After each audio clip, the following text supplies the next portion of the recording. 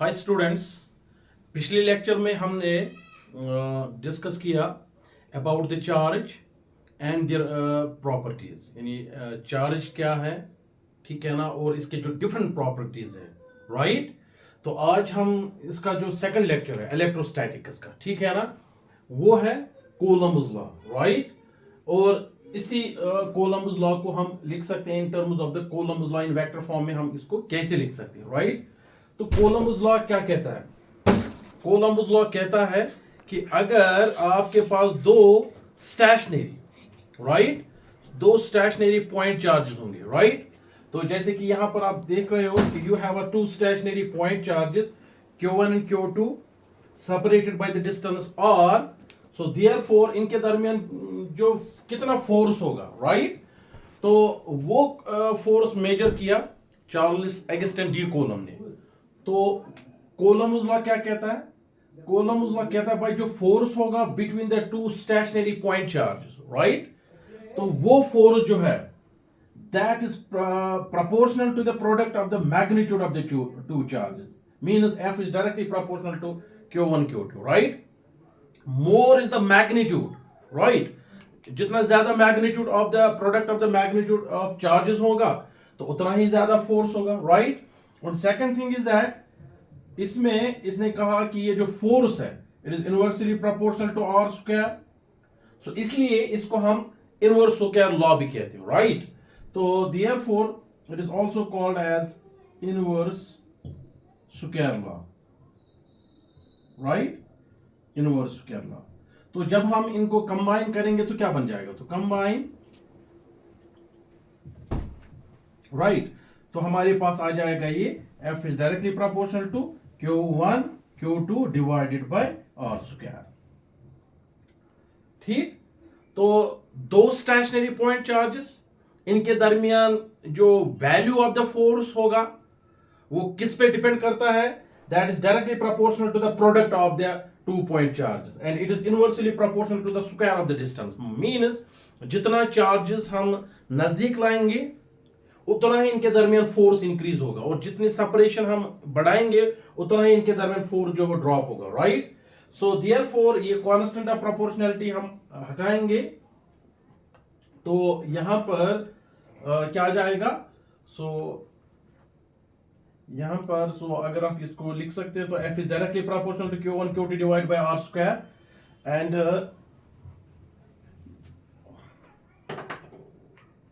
तो यहां पर आ जाएगा, इसको जब हटाएंगे तो this will be equal to the K Q1 Q2 divided by here R square. तो यहां पर आपको ये जो है माइंड में रखना है कि it is not a small capital K, it is small k, so it's called electrostatic constant. This electrostatic constant is equal to 1 by 4 pi epsilon naught. If the two charges are present in vacuum, then we have to write K equal to 1 by 4 pi epsilon naught. तो ये हमारे पास जो Coulomb's law जो है वो आ जाएगा 1 upon 4 pi epsilon naught Q1 Q2 divided by R square, right. अब देखिए तो यहां पर जो हमारे वैल्यूज है, देखिए जैसे कि यहां पर ये K का वैल्यू जो है, राइट, ये है 9, इसका value 9 into 10 raise to the power of 9 newton metre square coulomb inverse 2, ये हो गया K का वैल्यू। और एप्सिलॉन का वैल्यू जो है that is 8.85 into 10 raise to the power of -12, right, that is newton inverse coulomb square metre inverse 2, right. तो ये हो गया एप्सिलॉन नॉट का वैल्यू, ठीक है। So this is the Coulomb's law. So Coulomb's law between any two point charges, any two stationary point charges is always equal to 1 by 4 pi epsilon naught. अगर charges vacuum में होंगे 1 by 4 pi epsilon naught Q1 Q2 by R square. तो this is the Coulomb's law, right. अब इसी तरह से यहां पर हम चलेंगे। अब कूलम्ब्स लॉ को वेक्टर फॉर्म में हम लिखना चाहेंगे, क्यों जरूरी है, ठीक है ना, कूलम्ब्स लॉ को इन वेक्टर फॉर्म में लिखना। अब देखिए तो Coulomb's law in vector form, तो कूलम्ब्स लॉ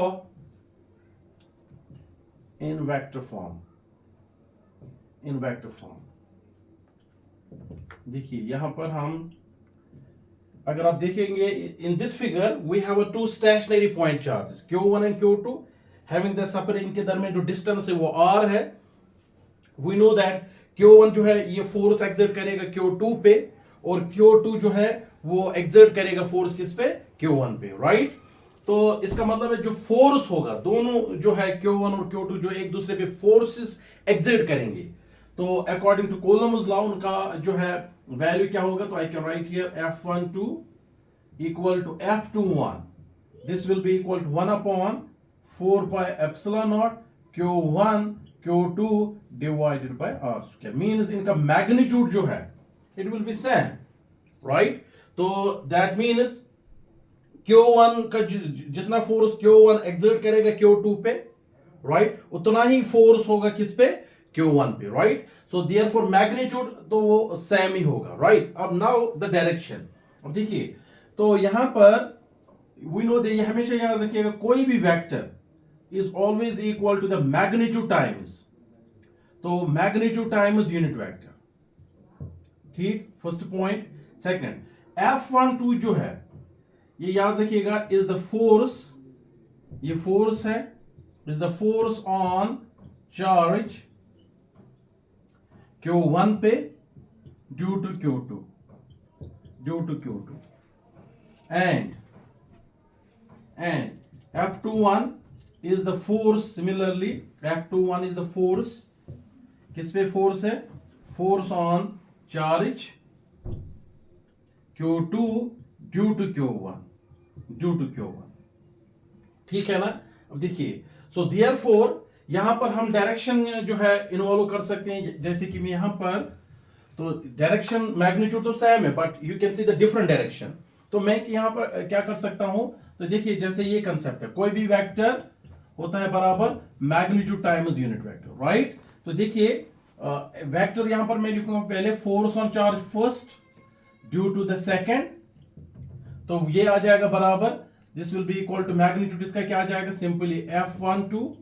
और यूनिट वेक्टर देखिए ये फोर्स किस पे, फोर्स है चार्ज Q1 पे, कौन एक्सर्ट कर रहा है, Q2, तो इसलिए इसका जो डायरेक्शन आ जाएगा वो आ जाएगा R21 कैप. तो यहां पर F12 वेक्टर, तो इसका मैग्नीट्यूड कितना है 1/4 pi epsilon naught Q1 Q2 divided by R square. तो यहां पर आ जाएगा सिंपली R21 कैप, राइट. तो इसको मैं नाम दूंगा इसे इक्वेशन फर्स्ट. सिमिलरली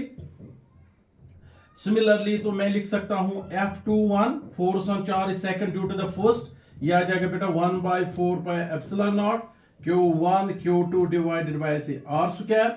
देखिए यहां पर F12 तो F21 तो ये फोर्स किस पे एक्सर्ट हो रहा है, force on charge second due to the first, तो डायरेक्शन कहां से होगी, from first to second. So this is here the equation second. तो equation first and equation second represent as the Coulomb's law in vector form. ठीक है ना, it represent as the Coulomb's law in vector form. More important इसमें एक और चीज है, क्यों हम Coulomb's law जो है इसकी इंपॉर्टेंस क्या है, इतनी क्यों हम दिखाते हैं Coulomb's law in vector form. Number 1, तो पहले हमें ये लगता है क्या ये है कि जो फोर्स होगा between the two charge, stationary charges बेटा, that it acts along the line joining the centers of the two charges, right. Means it explains that this coulombic force is a central force.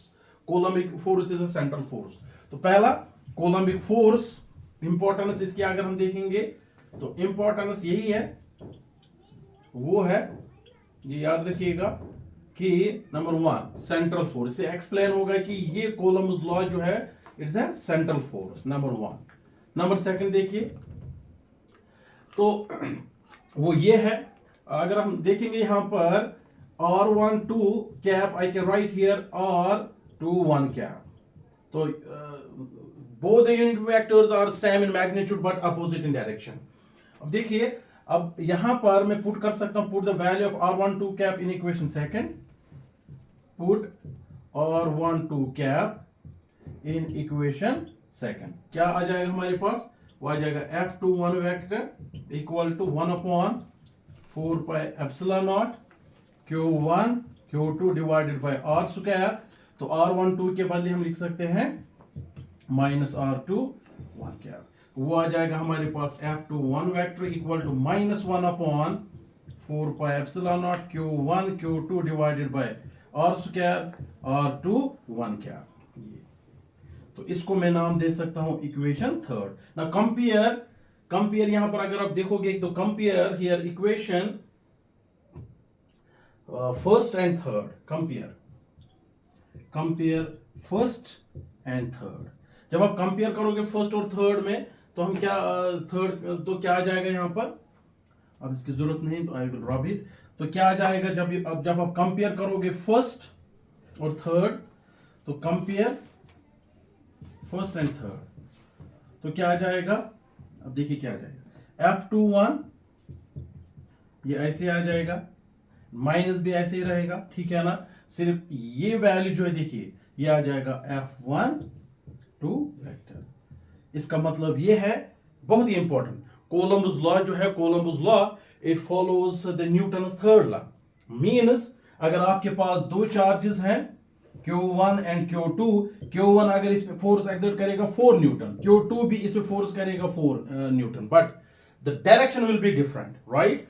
तो ये direction जो है that is not the same, वो opposite होगी, right. तो magnitude same होगा। It means that जितना force exert करेगा Q1 पे उतना ही Q2 फोर्स एक्सर्ट करेगा Q1 पे, ठीक है ना। तो इट फॉलोज, अगर आपको ये क्वेश्चन आ जाएगा prove Coulomb's law follows the Newton's third law, so you can prove that by using the concept of the Coulomb's law in vector form. तो मिलते हैं नेक्स्ट लेक्चर में।